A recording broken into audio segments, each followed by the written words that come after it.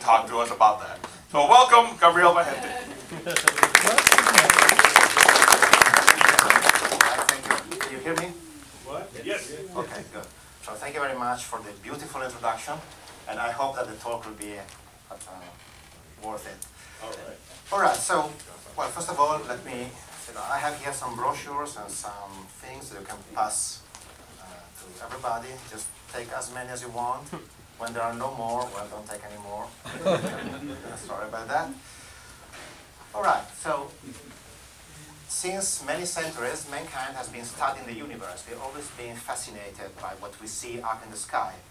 But for most of the time, we've been looking up and studying our universe using all the different wavelengths of the electromagnetic spectrum. So here you see a beautiful image of the sky as we could see from space.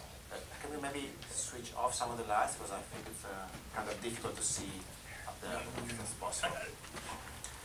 So one of the many things we learned is that every time we found a new way to look up at our universe, we always discovered new things. So this is how we see our galaxy and our universe in invisible light, but as soon as we manage to look at the same sky in a different wavelength, for example in the line of the hydrogen alpha, we just discovered that what we saw was completely different. So you can see, you go from this image to this other image, some of the objects that were really bright in one light, they're no more there. And some of the objects that was a negative. Some of the objects that are visible here were completely inconspicuous there. But then we learned to go even far away, so we learned to look up at the sky with radio waves. And you see again, the picture we get of our universe is completely different. And then we learned to go to the other side of the electromagnetic spectrum. We learned how to launch satellites in orbit, like Fermi, that gave us this image in the gamma ray. Again, you see, you go from one sky to the other sky, you're looking at the same universe, but you really get such a different picture. We even learned that we can go back to the very origin of the universe, we can use microwaves, and we can not only learn a lot of information about our galaxy, but we can even look really at the very first, or almost the very first moments of the life of our universe. So this is an image that all of you have for sure seen. It's the cosmic microwave background as seen by Planck. It's a satellite that gave us a huge amount of information. Then, what I'm trying to convince you tonight is that we are very close to opening a new window to the universe, because we are going to detect for the first time, very soon, hopefully, gravitational waves.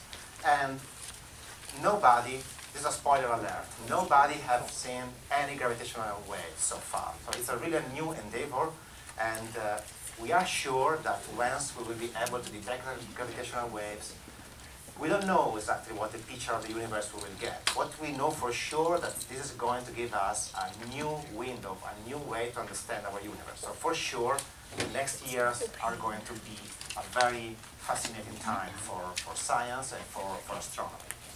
All right, so I try to convince you that gravitational waves are cool. So let's try to understand what they are. So every time I see a word that I don't understand, and this happens very often, of course, I look that up on the dictionary. So you look at the dictionary and you see gravitational waves are known using astronomy and physics, and this set in general relativity is a propagating wave of gravitational energy produced by relative masses, especially during catastrophic events as the gravitational collapse of massive stars. Well, that's all I have to say. Thank you very much, and thank you for your attention. Okay, not very clear, right? So it's not telling much. So let's try to see. We have two words here, two keywords. One is waves, and one is gravity. So let's try to understand both words one by one. Okay, waves. Everybody knows what waves are. Well, even though my talk is catching the wave, this is not the kind of wave we want to catch. I'm not saying this is not fun, but it's not my job, and I won't be able to do that, by the way. So what are waves? Well, waves in science in general are some periodic oscillations that can travel through matter or space or some materials or even through vacuum. So we have a lot of examples of waves. Sound, for example, is a kind of wave. There are pressure waves that propagate in air. The ocean waves are waves that propagate in water.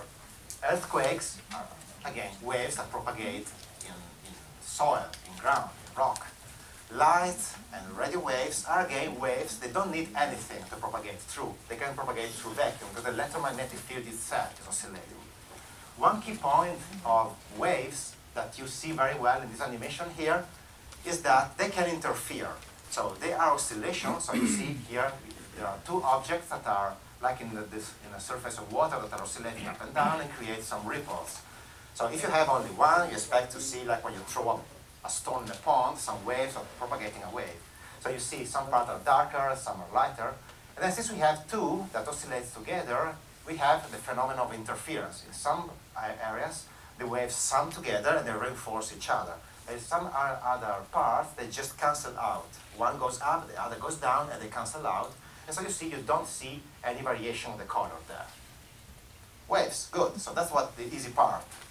So what about gravity, which is the most difficult part?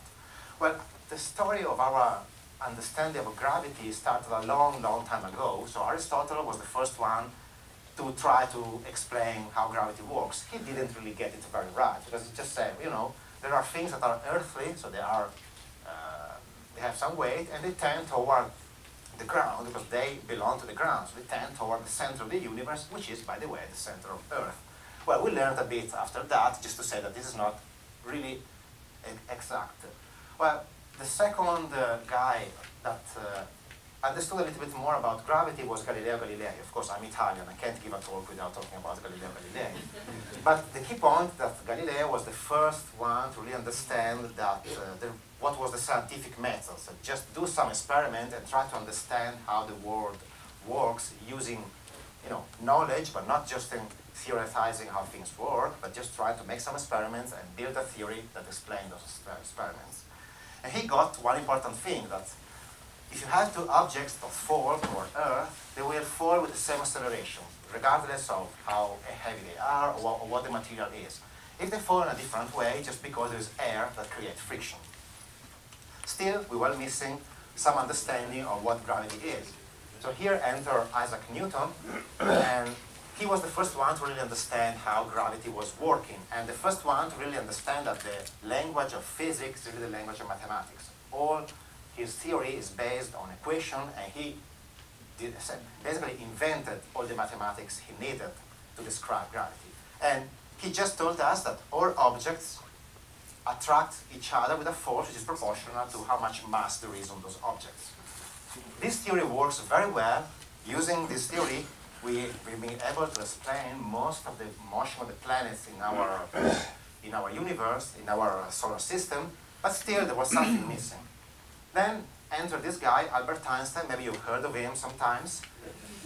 He, almost exactly 100 years ago, just understood how gravity works. And he told us that gravity is not really a force between objects, but it's really a property of space and time.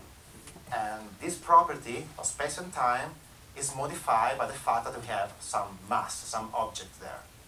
So let's try to understand this a little bit better. So the theory of general relativity that Einstein developed told us that the universe is pretty much like what you see here.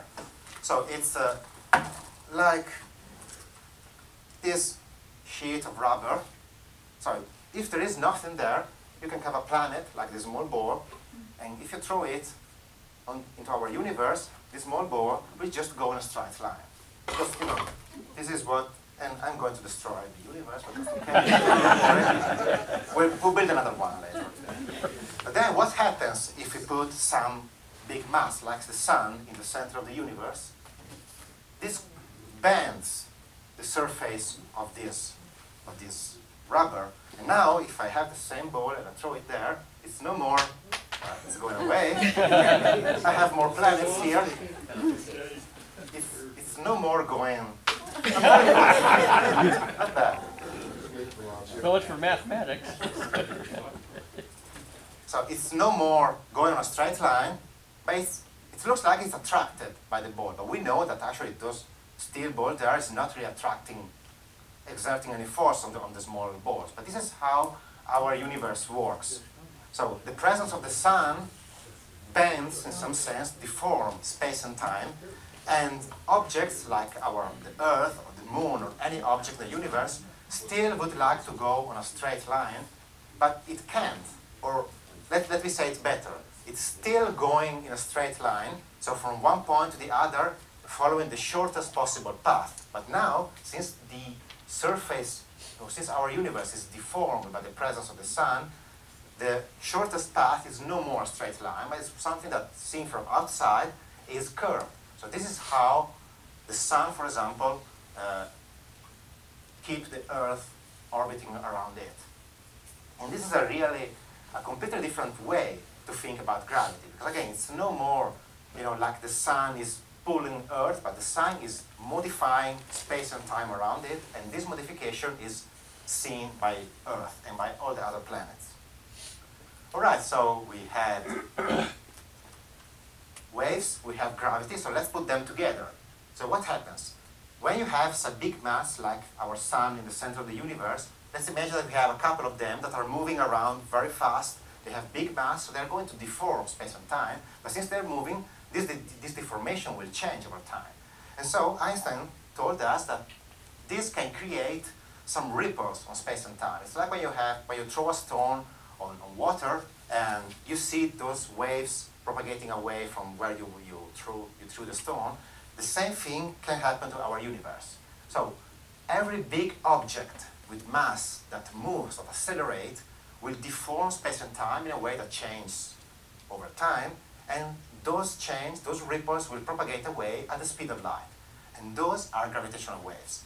So you can understand that they will go away from the source and carrying with them a lot of information about what they have been generated by. So this is what we want to do, to look at those gravitational waves and use this to understand what have generated them, and so the properties of stars and other objects that we'll talk to you later. Right, so I told you deform space and time. Right, it's easy to look at this representation there, but what does it mean really?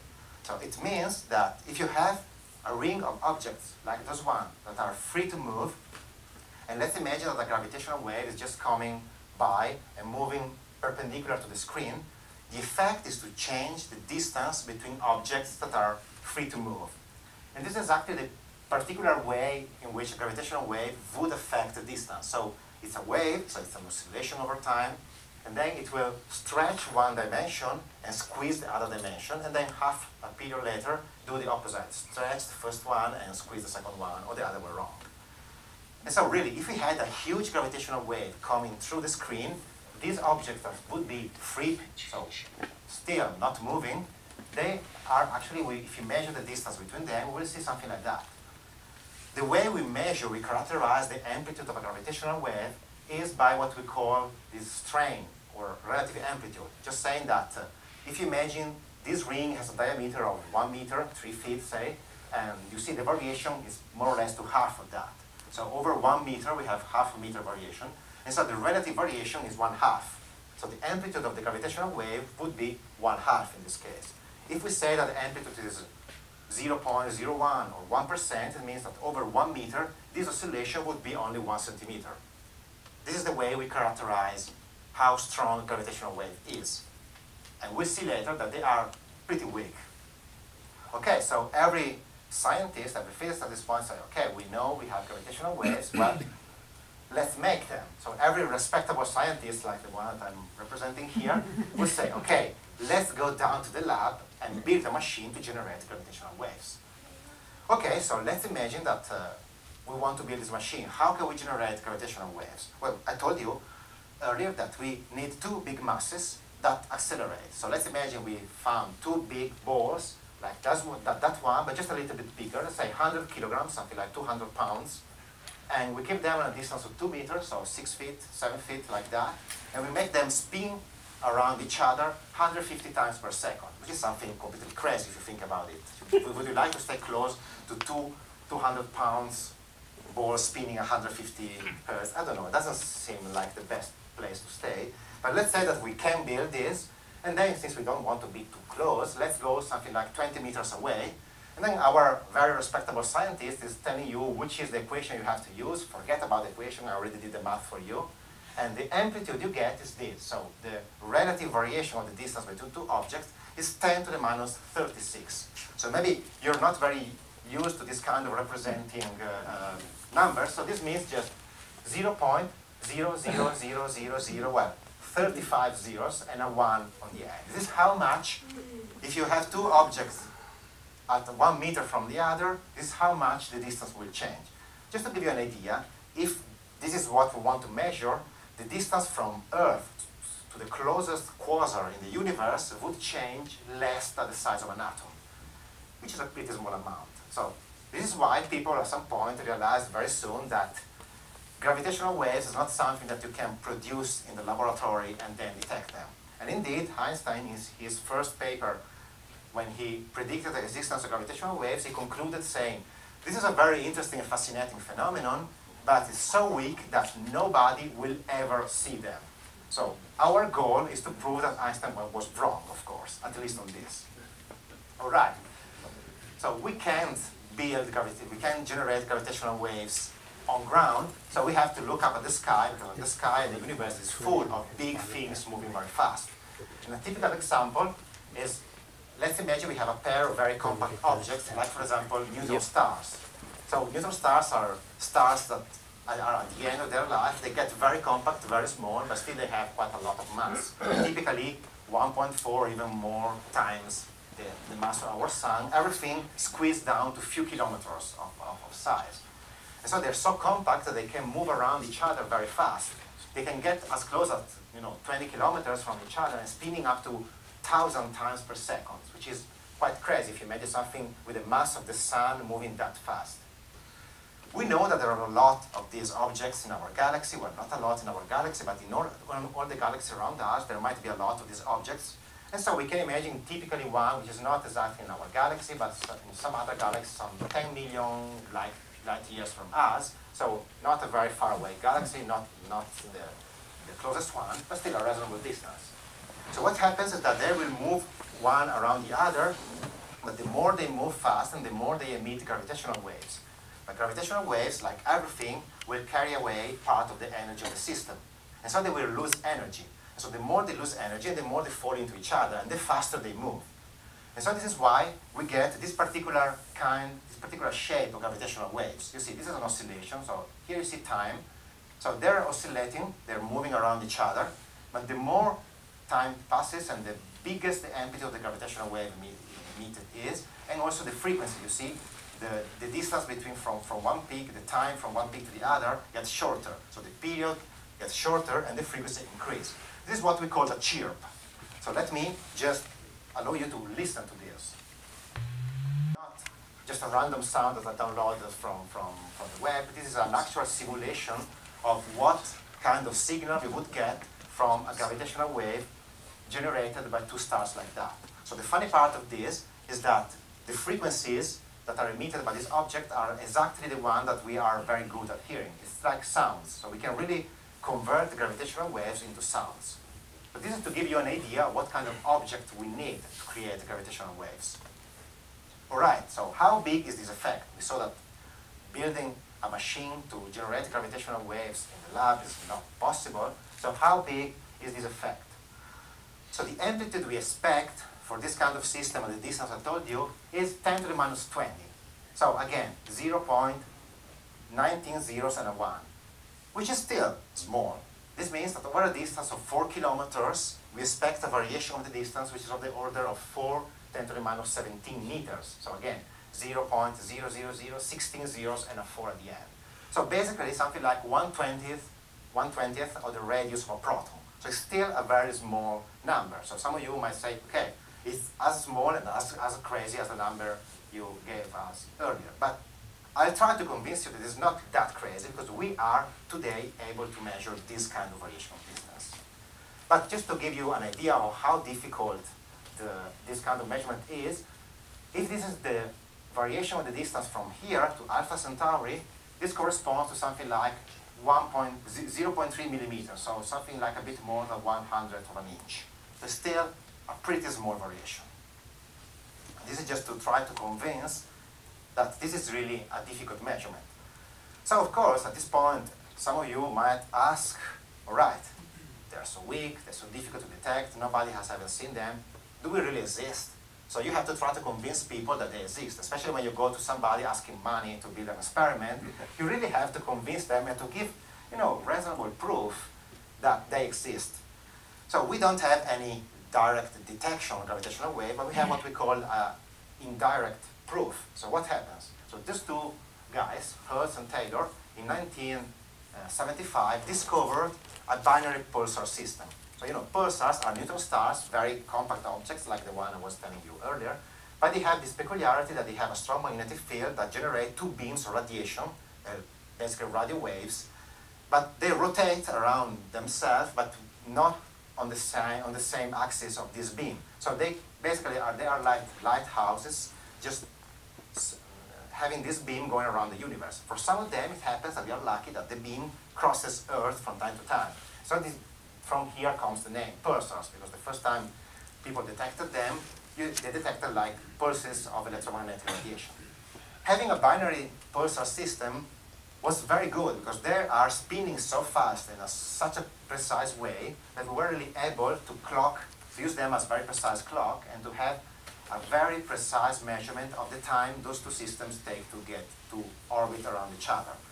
Then this graph here shows you different years, so from 1975 to 2005, so over 30 years, how much shorter the orbital period of the system got. So the red dots are measurements. So those guys measured over many years how much shorter the period got. And just to give you an idea, this is something like 35 seconds over 30 years, so less than 1 second per year. The solid curve, the blue curve you see there, is what is predicted by general relativity if this system is emitting gravitational waves. So you see that the prediction of the theory matches perfectly. It's one of the most striking prediction and experimental verification of general relativity. That was so clear that those two guys won the Nobel Prize in 1993 for this discovery and for the first proof that the gravitational waves really exist and they behave as predicted by general relativity. So, next question is what else is out there? So I talked a lot about these binary systems. I'm going to talk a little bit more about them, but what else can generate gravitational waves out there in the universe? Well, we need something which is big with a lot of energy, and as the dictionary definition was telling at the beginning, some catastrophic event with a lot of big explosions or stuff like that. So let me spend a few minutes just giving you an idea of some of the objects that we think we will be able to study with gravitational waves. We already talked about binary systems of neutron stars, but we believe at least, that there might be binary systems of other objects, like black holes. So we might have two black holes that orbit one around each other, and then, exactly as happened for the neutron stars, orbiting around each other, they will emit gravitational waves, and so they will lose energy, they will get closer and closer and move faster and faster. I think at some point they will be so close that they will hit each other and will merge together, and then what we get at the end is one single black hole. And so we can get again a churn while they get closer and closer, they spin faster and faster. Then a big mess happens when they merge together. We're not very sure what happens there. We need very sophisticated computer simulations to get some hints about that. And then this thing is still bouncing around because it's overexcited about all the stuff that happened, and have just to cool down and emit some more gravitational waves. But the interesting point is that from what happens here, what happens there, and what happens there, all the gravitational waves that will be emitted by this system will carry out the information of what's happening there, what's happening inside the black hole, so how black holes really are, which is something that we don't know today. So this might probably be the only way we'll ever have, unless we get close to a black hole, which is not something that we would recommend to anybody. This will probably be the only way to understand better what's happening in black holes. Well, if we think about big events and explosions in the universe, well, supernovae are clearly one of the biggest and most catastrophic events in the universe. So when a star dies and finishes, there's no more any nuclear reaction in the core. So what happens is that the core collapses and then creates a shock wave that propagates out, and this gives birth to a star which is not the last, well, the last moment of this star, that can emit in the last moment of its life even more light and more energy than the whole galaxy where it is. So we've seen plenty of supernovae. We have observed them with electromagnetic waves. We even observed some of them, well, one of them using neutrinos. And so we got some information of what happens not really in the initial moment of the supernova, because both neutrinos and light or radio waves are emitted not really when the core collapses, or when the shock wave generated by this collapse interacts with what remains of the star and then heat it up and generate radio waves and neutrino and nuclear reaction and so far. But we expect gravitational waves to be created really during the collapse of the core. So again, seeing gravitational waves coming from supernova will tell us something about the very first moment of the collapse of the core of supernova. So we might be able to learn a lot more about what's happening in that moment. I've already talked a bit about pulsars, but again, pulsars are these very compact, very fastly spinning objects. So you can imagine that if there is a small mountains on the surface of this pulsar, then this is an object that is not symmetric and it's rotating, then this can too emit gravitational waves. And the key point is that, as I told you earlier, pulsars are objects that are very stable in their rotation. So we can really predict very accurately what kind of gravitational waves will be emitted, which is like a single monofrequency tone, like a single constant whistle over time.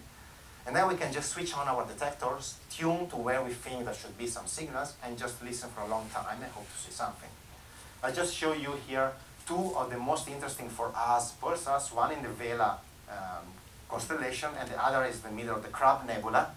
And the reason, some of you maybe know why I put some Chinese characters down there, because this supernova happened some 1,000 years ago, and it's reported in some Chinese astronomical writings. People were able to observe this. So these two pulsars are some of the ones that we want to observe, and we will try to see gravitational waves from them. Finally, maybe the most fascinating source of gravitational wave is the Big Bang itself. There's nothing more big and catastrophic and energetic than the Big Bang itself. At the beginning of the talk, I show you a very similar picture to this. This is the microwave, the cosmic microwave background. So what remains of the first instance of the universe as we see them in radio waves. When I say in the very first instance of the universe, actually those has been emitted something like 280,000 years after the Big Bang, when the universe got big enough and cool enough that it became transparent to light. And this is the best picture we can get. We can get more in the past than this using light, because before that the universe was not transparent, was completely opaque to light. So nothing of what happened before that has leaked out.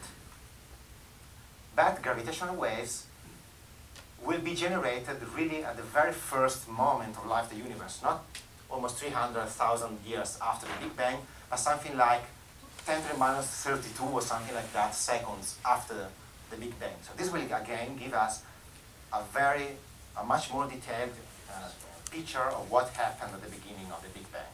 It's too bad that probably we won't be able to see very soon this kind of signal from the origin of the universe, because they are very, very weak, even weaker than all I told you so far. Alright, so I spent half an hour trying to convince you that the gravitational waves are cool, that there's a lot of sources up there. Then the main question is, well, okay, fine, very nice, but how do you detect them? Well, you said they're very weak, you have to invent some very fancy experiment to try to detect them. So people have been trying for something like 60 years to detect gravitational wave, as I told you, without any success. The first idea was to use what we call the restaurant bars. They were big bars of aluminum or niobium or other super fancy metals, suspended and cooled down to very, very low temperature. And the idea is the same as the tuning fork, so that instrument that you use to tune your guitar or anything else. If you kick them, they will emit one pure note. It doesn't matter how you kick them, they will always emit the same note. This is the same idea. This big bar is like a big tuning fork, and when a gravitational wave comes by, you just give a little bit of a kick to this bar, and this will resonate at exactly its own frequency. So the idea is that every time we have a gravitational wave come by, you should see a small kick into this instrument. The idea was good. Many of them has been built and operated, but it turned out that they were not sensitive enough. And something like 5 years ago, the last one was switched off because we started using new and more sophisticated instruments. So the way we are trying to detect gravitational wave nowadays is by using interferometers. So what's the idea of the interferometer? So I found this fun advertisement about a whiskey that has a completely unpronounceable name, and they were just saying that the microsound interferometer is something which is as abstruse as that name. But let me try to explain you what's the point of an interferometer. So we have a laser that just emits a very pure color beam. Then we have a mirror that splits into the laser beam. So half of the beam goes one direction and half goes in the other direction. And then we have two mirrors that just reflect back the two beams, but again they hit the beam splitter and part of them will go out this way and recombine together. Now I told you at the beginning that waves, and light is a form of waves, they can interfere together. So they can sum or subtract.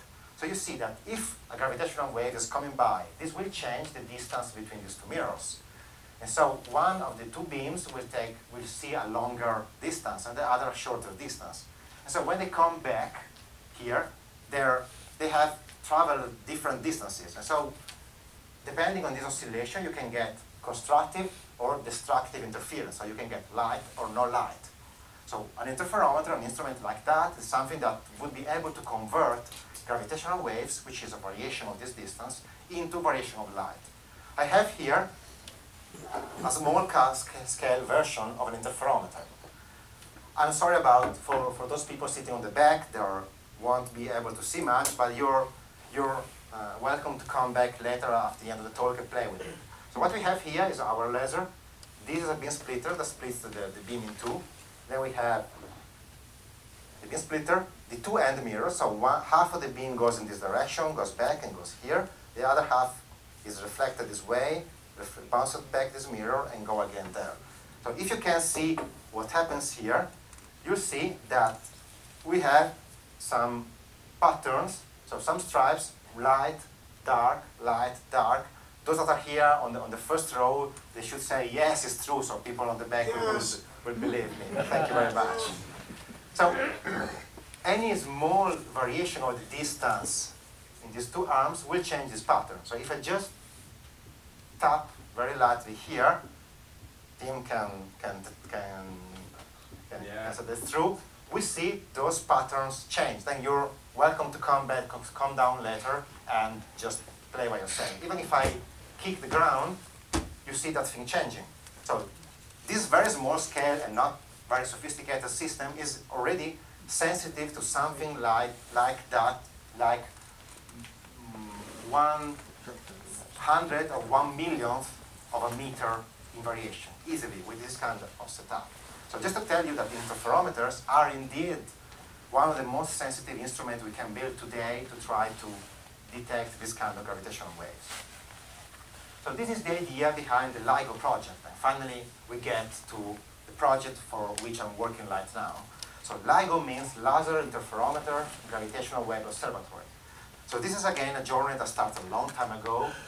So the concept was proposed in 1972, and then the construction of the initial version of the instrument started in 1997. The initial version of the instrument reached the design sensitivity in 2007, proving that the idea was good and the instrument was as sensitive as expected. But it turned out that theorists changed their mind and told us, oh no, sorry, we did some math wrong. Gravitational waves are probably 10 times weaker than that. So you have to improve by a factor of 10 your instrument, which for a theorist is easy to redo the computation. You go back to your office and use some more paper. For us, it took a little bit more time. So the construction of what we call the Advanced LIGO project started in 2008. And I'm really happy to say that the two instruments have been designed, constructed, and they are working, and they have been accepted in March of this year, meaning that everything is working as expected. Even though we are not yet at the final sensitivity, as I will show in the end, there is no big issue so far, and we really believe that those are the instruments that will lead us to the detection of gravitational waves. So I told you the two instruments, there are two of them. They are 4 kilometers long arm interferometers. So let's imagine something like this, but this distance is just 4 kilometers. So even though Caltech here in Pasadena and MIT in Boston are the two main institutions, neither LA nor Boston is a place where you would like to build a 4 kilometer long tunnel. So these two instruments, one is in Washington State, in the eastern part, in the middle of the desert, and one is in Louisiana, in the middle of the swamps, literally. And so these are the two instruments that we are operating like now. But it's not the end of the story. I mean, the LIGO scientific collaboration is made up of a lot of groups. There are more than 40 groups all around the world that collaborate with us to make those instruments really work. So let me give you a virtual tour. So this is the real instrument, the Hanford instrument in Washington. So that was the central building, and this is the tube. This is springtime, so there is some grass there. It's not desertic. This is the instrument in Louisiana. So you see again, this is central building, so the laser and the beam splitter, so this part is into this building, and you see the 4 kilometers long tube. Now we are going to fly into the tube. This is no more real image, it's just an animation. This is a metal tube with vacuum inside, and our laser is traveling into vacuum. So this is our very fancy representation of our laser that then travels 4 kilometers and bounces back on the mirror. And this is what is really there into the main building of the experiment. So those big tanks are vacuum tanks. There's no air inside. And in there, we have our mirrors. Again, we are back to the Hanford instrument in Washington. And then you might ask, why 2 detectors, not only 1 or more? Well, the reason is that we want to have at least 2, so we can really time the instant that the gravitational wave signals hits both of them. And by the time difference, we can really triangulate to the sky what is the direction the gravitational wave is coming by. So as I told you, both detectors has been built, and they're now in the phase of being commissioned, so be tuned to be more and more efficient. So the difficult part of this job is design the instrument, but then unfortunately, the most difficult task is really to isolate our instrument for all kinds of external disturbances, what we call noise. So anything like people walking around or a lot of local events can just mimic gravitational waves. And I just listed here some examples of air fluctuation, of the mirrors, fluctuation in the lasers, in the electronic, and a lot more. Those are all things that will limit our sensitivity. So I'd like to spend the last minutes giving you an idea of the kind of technologies we had to develop to cope with this. Lasers and mirrors, so we have to use high power lasers, 200 watts of infrared laser, which is the highest power we can get in this kind of laser with the kind of stability that we need. Maybe for astronomers like you, the most striking thing is the quality of the mirrors we need. So the reflectivity of our mirrors is something on the order of 99.9995%, meaning that only 5 parts per million of the light that bounces off this mirror is just lost or transmitted. These are remarkable results, and this kind of surface treatment, surface coating, has been developed on purpose for our experiment, because nobody was able to do anything like that before. And even the surface quality must be very, very high. So the typical peak to valley error of the surface must be better than 1 nanometer, which in terms of maybe more familiar to you is something like lambda over 1,000. Maybe the best telescope we have around it is are lambda over 10, probably, for optical telescopes. But this will give you an idea of the very high level of precision needed for this kind of instrument. I was telling you earlier that seismic motion, so like a small earthquake, but even the ground is normally moving much more than what we want to measure. Even if we are not able to feel it, the ground is really moving a lot, even now here. So we had to design and build the instrument and systems to really isolate as much as possible the mirrors for the ground motion. And these are just giving you some images. This very complicated thing here is a seismic isolation platform. There's a lot of sensors there that are able to measure how this thing is moving and to keep it as fixed as possible. Then the mirrors that are down there, they're suspended to a bunch of pendulums, because if you think of a pendulum, when you move quick enough the point of suspension of the pendulum, then the mass down there is not moving that much as the ground. And so since pendulum works well for that, we can just have 1, 2, 3, and 4 stages. And then you see those things there. Those are some kind of springs made of metal, which are very similar to the suspension in the cars, just a little bit more sophisticated than that, of course. And this is just a picture of the real systems. This is one of the real mirrors. You can see, barely see the mirror there with all the safety structure and a cage around to keep it in place. Just to tell you that this is an amazing feature of mechanical engineering, not only of electronics and physics. You know, our sensitivity must be so good that even thermal noise is an issue. So what is thermal noise? You know that all atoms, they are moving around because of Brownian motion. So since things are at finite temperature, things are just jittering a bit around. So this seems a very, very small effect. So if we look at any macroscopic object, we don't see it.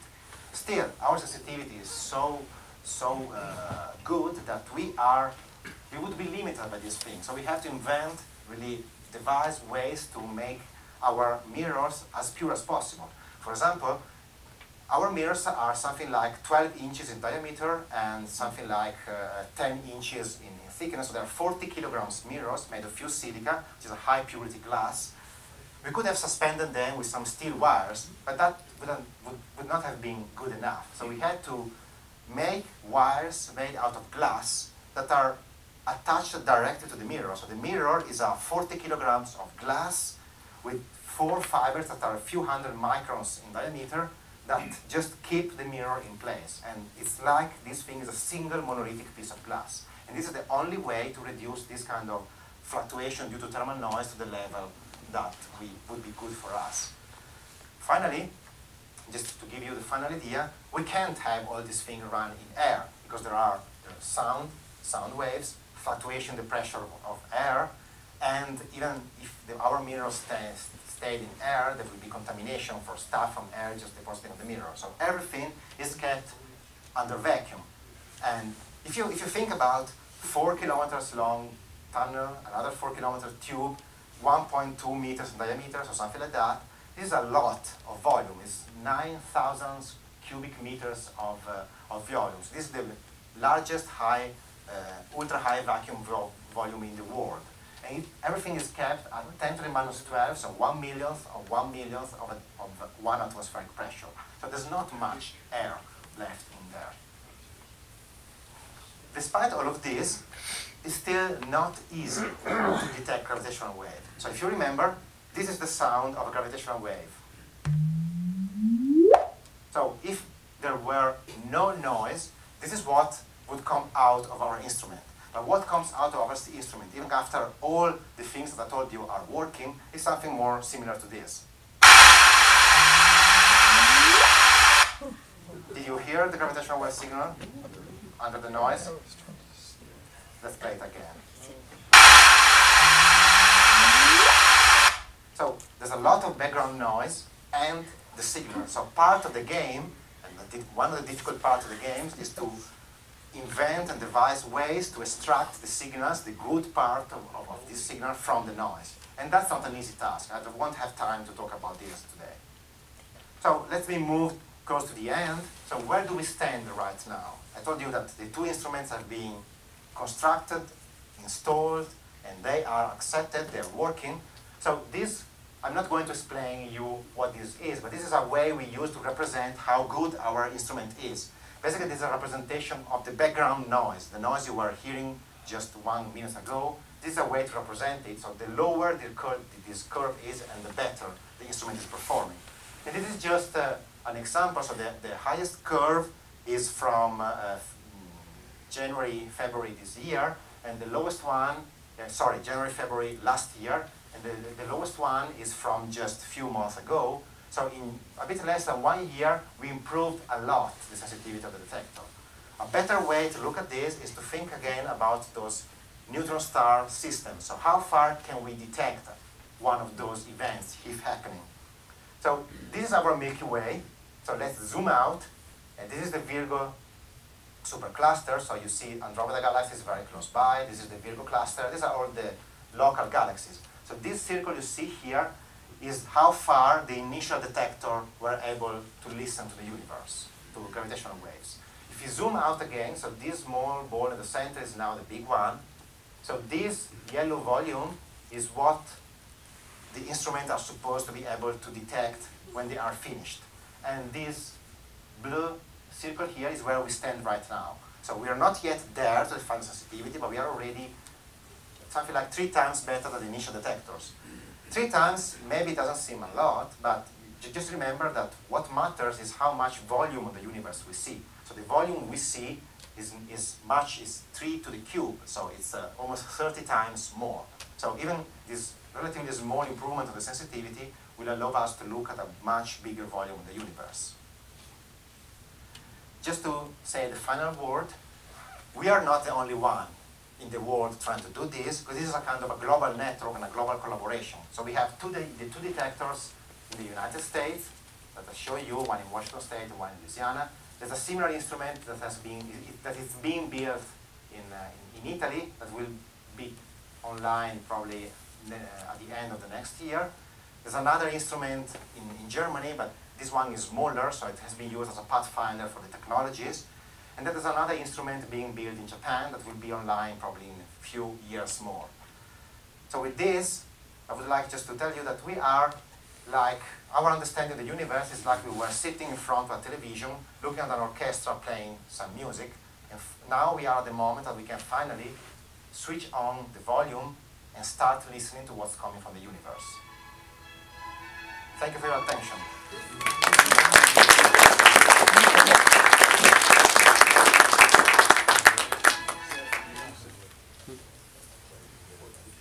And if you have any question, please. Is the instrument being built in Japan, the LIGO instrument? No. So of those instruments, only the 2 in the United States are LIGO instruments. The Italian, the one in Italy is a European collaboration called Virgo, and the one in Japan is called Kagra, is a difference collaboration. And the LIGO collaboration is trying to build a 3rd detector in India. Yes, please. Are the mirrors cooled? No. So that's a very good question. So one way to solve that problem of thermal noise that I was mentioning earlier would be to cool them down to very low temperature. For the moment, we're not doing that because from the technological point of view, it's a huge effort. So you can imagine 40 kilograms mass, you have to cool them, but you can't touch them. Because if you have anything touching them, you will just spoil all the seismic isolation. So you can, if you think about that, cooling down that mass to maybe 20 kelvins or 20 degrees above the absolute zero, it's very difficult. So we are thinking about that. And this is probably something that we will do for the next generation of detectors, for the 3rd generation of detectors. It will probably necessary to go to very low temperatures. Yeah. Can the instrument be useful with its current specification or its current performance? Yes, so even though the instrument is not yet at the final sensitivity, our plan is to try to improve as much as possible and to have the first period of scientific observation around the end of this year. So we're going to start around mid-September and just switch on both detectors and have them listen to the universe. So what I didn't tell you is what are the predicted rates for signals, for gravitational wave signals. So unfortunately, the theoretical predictions are very uncertain. So we range from one event every few years to hundreds of events per year. So there's a big uncertainty, meaning that with the present sensitivity and with a period of 3-4 months of observation, if we are lucky, then we might see something. If we are not, well, the universe wins again, and we have to improve the sensitivity and try more. What I can say is that if, when we are going to reach the final sensitivity in maybe 3 years from now, and then we start observation, we observe for a couple of years, and we don't see any gravitational wave event, then we start to, well, we hope to see them, of course. That's the goal, because if you see them, we will learn a lot. But even if you don't see an event, then we might, we start ruling out some theory and say, my dear theorist, your idea is wrong, because you predicted this thing, but it's not there. So it's not as interesting, as fascinating as seeing them, but still there is a lot of science that can come out of that too. The chirps that you have, that you played for us, and your graphics indicate they're about 1 second long. Yes. So does that mean that we're getting just the final death throes of them collapsing in? That's correct, yes. So the point, the reason, these things are for example, the Hurst and Taylor pulsar that I was showing at the beginning, they will coalesce, so fall into each other in 100,000 years from now, probably. So they are emitting gravitational wave. But when they are very far away, the amplitude is so small that we're not able to see them. So they really have to get close, very, very close, to get into frequencies that we can detect and amplitude large enough that we can see them. So we will see the last few seconds of life of those systems. Are the beams multi-path down to the mirror and back? So that's a good question. No. So actually, we have multiple mirrors in such a way that the laser beam goes back and forth something like 300 times. So to accumulate more delay, if you want. So this is one of the technologies that I didn't have time to talk about all of this, but yeah, we are using technologies like that to increase the sensitivity of our detectors. Yes? Question about the lasers. It says something to the effect that was near infrared. Yes. Is that a CO2 laser? No, CO2 lasers are far infrared, so like 10 microns wavelength, and they are by too much noise. You know, CO2 lasers are used in the industry to cut metal and stuff like that. The lasers we are using are at 1 micron, and they are crystalline laser oscillators, so they are much more clean and much more stable than the one we are using. In CO2, you can easily get to 10 kilowatts of thousands of watts of power, but very dirty and noisy power. What we need is much more clean, so the best we can do is around 200 watts today. So your facility would be the only one that would be able to say, oh, this is coming from this direction, because the other facilities that you mentioned are single facilities that don't have the dual wave detection? Yeah, so you can imagine that these kind of instruments are not like a normal optical telescope. You can't take 4 kilometers tube and orient them in the sky, right? So the good part is that our detectors are sensitive to almost all directions in an equal way, so we don't need to point them. The downside of this is that with a single detector you can't tell which is the distance, which is the direction. So you need at least 3 to do a triangulation. So this is why we have 2 here. We are planning to build another one in India. But at the end, when all the detectors will work, we will all work together. Because this is, I mean, it's a scientific endeavor. There is a bit of competition, of course, but at the end there's mainly collaboration. So everybody has to gain from detecting gravitational waves. So we will all work together. So we have 4 main instruments working by the end of the decade, and we will all work together and share all the information together. Yeah. Did you say that based on the signal you get, if you were to get one, that you could tell what kind of event caused it? Yes. So we have general relativity, and our astrophysical understanding of how neutron stars and black hole behaves allows us to predict the kind of signal that we should get, for example, from these binary systems, from pulsars, or from supernovae. So if we see an event that looks like a chirp like that, from the frequency and the duration, we can get a lot of information, like the mass of the system and their distance and things like that. Of course, this is true for all the things that we could think about so far. So all the things that we can predict, we know and we're looking for them. But if you think of the pictures I showed you at the beginning, every time we open a new window in the universe, really most of the time we found some of the things we were looking for, but we found a lot of stuff that we were not looking for. So this means that for most of the signals we will see, we will probably be able to recognize what have originated them. But quite sure at some point we will see something that we didn't expect, and then we have to go back and try to understand what was the origin of that. Do you anticipate that when you have the triangulation capability and you sense an event, that a Hubble telescope or some other system could look at that location and see it? Yes, we already have memorandum of understanding with a lot of astronomical facility to be able to send them alerts and have their instruments, so optical instruments or satellites like SWIFT or Fermi or Hubble. Hubble is a little bit difficult because it takes a lot of time to go to that place. But we have a agreements with a lot of facilities around the world, and the idea is that it would be great to see a gravitational wave and be able to see the same object in radio waves, in light, in neutrinos would be great. So to have as much information as possible about that. And in the reverse, there supernova was- are detected occasionally. You would expect to sense that gravitational wave if it's not too far away. Yes, the same thing was So- already happening in the previous scientific run. We were receiving all the alerts from the supernova network and all the Fermi satellite, and every time there was an alert, we analyzed our data to see if there was something compatible with that. So far we haven't found anything. Since you have an agreement for other people to go and look if you find your source, what kind of angular pointing sensitivity do you have for telling them where to look? Yes.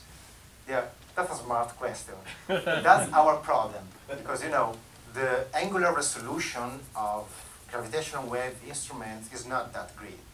So we are talking of tens or more of square degrees in the sky, which is way, way bigger than the field of view of any telescope. Meaning that for most of the times, we can pinpoint the location of our signal in the sky with an accuracy which is, you know, few degrees by few degrees. So let's say 10 full moons times 10 full moons, which is, and while any optical telescope has a field of view which is 100 times less than that, to be optimistic. So this means that we have to tell which is the most likely position to the optical telescope, and then we'll scan, trying to see something. The situation is a bit better for example, for gamma rays, because you know, they have big aperture, or for radio telescopes, it's a little bit better. But yeah, that's the big problem. The more instruments and the better it will get, but at some point we will reach the diffraction limit. So like our telescope, depending on the diameter of the telescope, you have a limit resolution. The same is true for gravitational waves. The biggest instruments we can build is as big as the Earth nowadays. And this is still giving us a limited resolution of the order of a few degrees. So even theoretically having ideal instruments, we won't be able to get a resolution better than 1 or 2 degrees. That's going to be a tough job in any case. Yes? Do solar system objects not create, you know, moons and planets not create gravitational waves? Yes, they and how do do. you overcome the interference with Yeah, those? they do, but the amplitude is really small. So the Earth-Sun system emits gravitational waves, but the total amount of power that is emitted in gravitational wave by the Sun Earth system is of the order of 60 watts.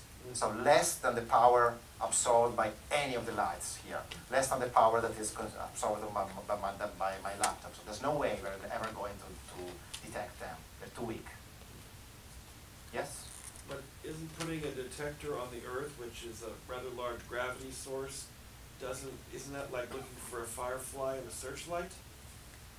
No, because Earth creates a gravitational field which is always the same over time. It's constant. It's not changing over time. While gravitational waves are waves. They are oscillating over time. So it's like, we are searching for something that varies over time. Something which is constant doesn't bother us. You can basically calibrate it out. Well, basically, our detectors are built in such a way that they are insensitive to this. You know, the only effect that the Earth's gravity has is to keep the mirrors just vertical, and that's it. And then that's what we want. You mentioned one of them was a supernova. Have you thought of trying to use things like Einstein cross effect, where you have multiple pathways of the same event to try to look at one that would predict one? Because there is one coming up. It's been seen 3 times, and there's a fourth one expected within the next several months. Yeah, unfortunately, those things are too far away for our sensitivity. So things that are so far away in the universe, at least for supernova, that are so far away that you can get some gravitational lensing, they're too far away for our sensitivity, at least today. Maybe in 100 years. I'll tell you back in 100 years if it's getting better.